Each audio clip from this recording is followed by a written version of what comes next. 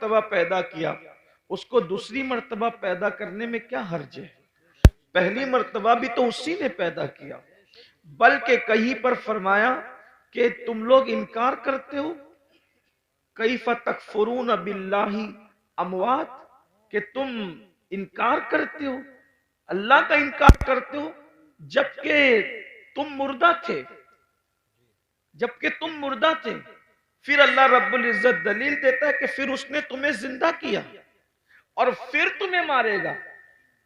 اور اللہ تبارک و تعالی پھر تمہیں زندہ فرمائے گا۔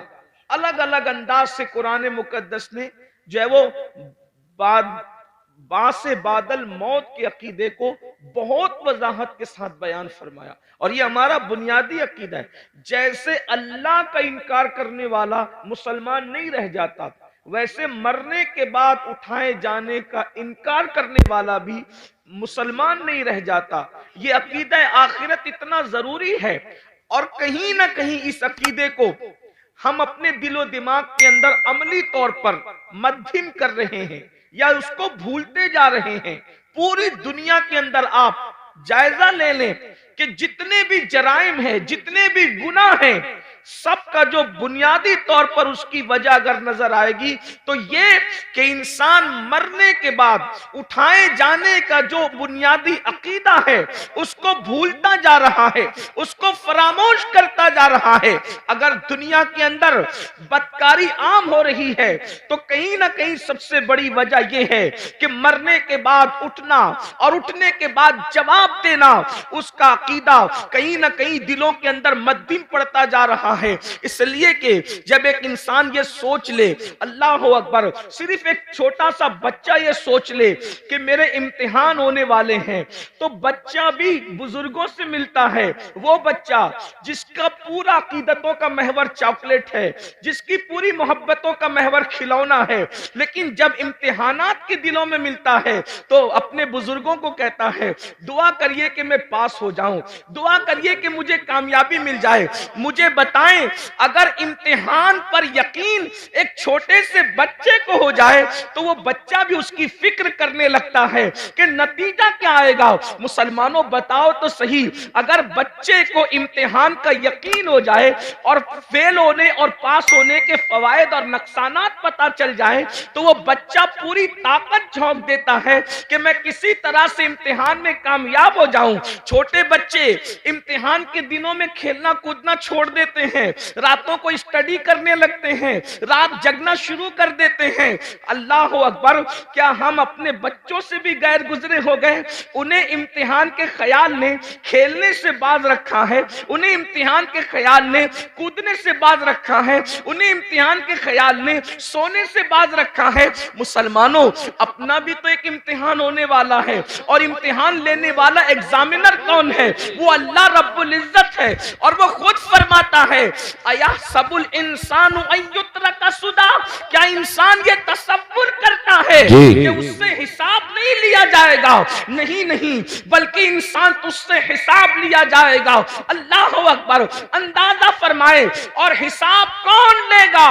اللہ تبارک و تعالی، دنیا کا ایگزامینر اللہ اکبر رشوت لے کر کے انسان کو چھوڑ سکتا ہے، دنیا کا ایگزامینر دباؤ میں آ کر کے کچھ نمبرات بڑھا سکتا ہے، لیکن وہ ایگزامینر تو ایسا ہے، اللہ اکبر، اس کی شان بے نیازی کا اندازہ کرو۔ اب ذرا توجہ فرمانا، اس کی شان بے نیازی کا اندازہ کرو، وہ کیسا امتحان لینے والا ہے، وہ کیسا سوال پوچھنے والا ہے، وہ کیسا حساب لینے والا ہے۔ اللہ اکبر، کہ اگر معصوم شجر ممنوعہ کو ہاتھ میں لے لے تو وہ اس معصوم سے اپنی غیرت کی بنیاد پر اس کے کپڑے بھی واپس لے لیتا ہے، اس کو جنت سے بھی نکال دیتا ہے، اور اللہ اکبر، پھر وہ معصوم 200 سال تک کے دعائیں کرتا ہے، پکارتا ہے ہے تو شان بے نیازی کا عالم یہ ہے کہ اس کو 200 سال تک جواب بھی نہیں دیا جاتا۔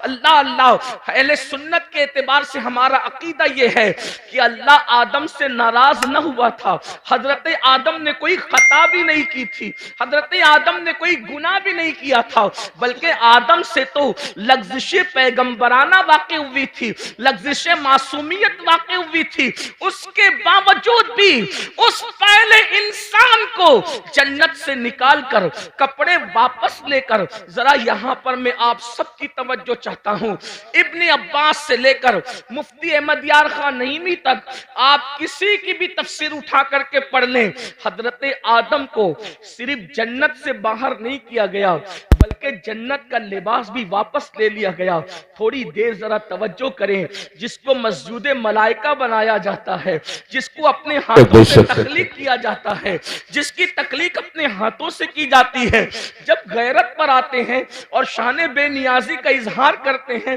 تو کپڑے تک واپس لے لیتے ہیں تاکہ آگاہ ہو جاؤ، ہمارے رحیم و کریم ہونے پر دھوکہ مت کھانا، ہماری غیرت کا بھی اندازہ کر لو۔ جب معصوم مسجود ملائکہ بنانے کے بعد جنت سے باہر جا رہے ہیں، اور صرف جنت ہی سے نہیں جا رہے ہیں بلکہ کپڑے بھی واپس لیے جا رہے ہیں، تو بتاؤ تمہاری حیثیت کیا ہے، تمہارا کیا انجام ہوگا، تم کہاں رہو گے؟ اور پھر کوئی خطا بھی نہیں ہے، کوئی گناہ بھی نہیں ہے، لغزش پیغمبرانہ ہے، اس پر جب غیرت کا اظہار یہ ہے۔ اب مجھے بتاؤ میرے بھائیوں، جو لوگ زنا کرتے ہیں اور زنا کے بعد وہ اس خوش فہمی میں مبتلا ہیں کہ نہیں مولانا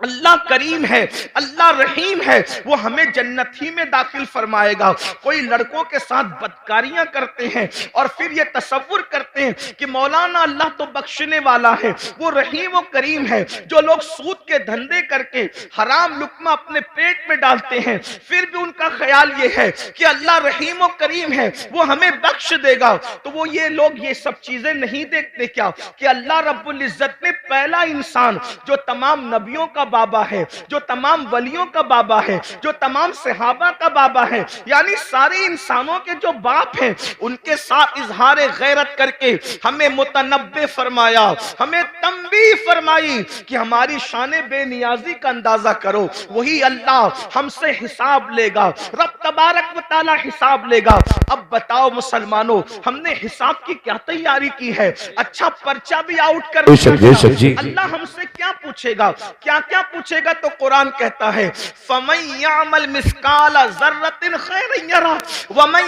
يَعْمَلْ مِثْقَالَ ذَرَّةٍ شَرًّا يَرَهُ، ایک ذرہ برابر نیکی کی ہوگی اللہ تم سے وہ بھی پوچھے گا، ذرہ برابر جرم کیا ہوگا اللہ تم سے وہ بھی پوچھے گا۔ آئیے مجھے بہت پوچھنے پر بہت بڑی بات یاد آ گئی ہے، آپ سب کی توجہ چاہتا ہوں، بہت خوبصورت انداز میں آپ لوگ سن رہے ہیں تو دل چاہتا ہے کہ کچھ خوبصورت باتیں آپ کے سامنے کھولی جائے، کیونکہ آپ اچھے سے سن رہے ہیں، اس لیے کہ جہاں مجمع سننے والا ہو تو دل چاہتا ہے کہ کچھ دل کی باتیں کہی جائے۔ یوں تو سننے کے لیے سبھی آتے ہیں لیکن آپ کا بڑا اچھا انداز ہے سننے کا۔ اللہ کس سے کیا پوچھ سکتا ہے، اس بارے میں کوئی بے نیاز نہیں، وہ کسی سے بھی کچھ بھی پوچھ سکتا ہے، کسی سے بھی کچھ بھی پوچھ سکتا ہے۔ اس سلسلے میں ایک روایت سیرت کی تمام کتابوں میں لکھی ہوئی ہے،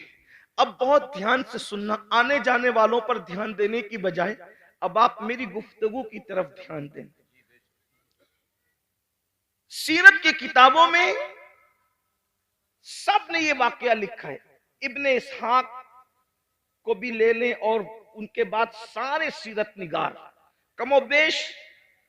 الفاظ کی کمی زیادتی کے حوالے سے، لیکن واقعہ یہی ہے جس کا مفہوم پیش کیا جا رہا ہے۔ لیکن میں جہاں سے پیش کر رہا ہوں آپ کے سامنے، وہ ابن منذری کے حوالے سے میں پیش کر رہا ہوں بطور مفہوم۔ اب غور کریں